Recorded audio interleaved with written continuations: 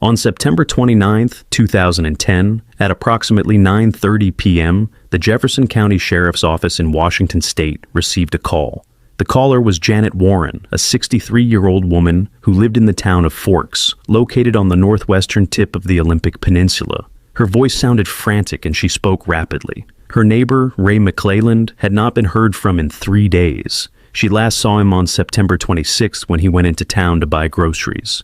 Ray lived alone in a cabin deep in the Olympic National Forest, about 20 miles from Forks, far from any roads. He had no phone, only a radio, but it was silent. Janet was worried. Ray was 68 years old. His health was not perfect. He could have had a heart attack or been in an accident. The dispatcher on duty took down the information and passed the call to Deputy Sheriff Michael Torres. Torres had worked in the county for 7 years and knew the area and its people well. He knew Ray McClelland, an elderly hunter and Vietnam veteran, a recluse who, after his wife died 15 years earlier, had moved into the woods and built a cabin on rented land in the national park. He came to town once a month for supplies, mail, and ammunition. The rest of the time, he spent hunting in the woods, fishing, and living off the land. His neighbors respected him, although they considered him a little eccentric.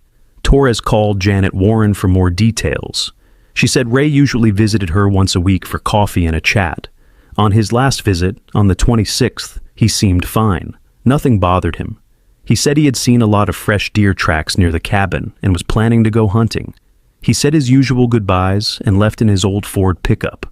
From then on, there was silence. Janet asked a neighbor boy to go to the cabin and check it out. But the boy came back scared and said Ray's car was parked nearby, but he wasn't there. The cabin door was open and it was a mess. The boy didn't dare go in. He was scared. Torres decided not to delay any longer. He grabbed a flashlight and a first aid kit, entered the coordinates of Ray's cabin into his GPS, got in a service jeep, and hit the road. It took him about an hour to get there from Forks. Most of the way was on paved Highway 101.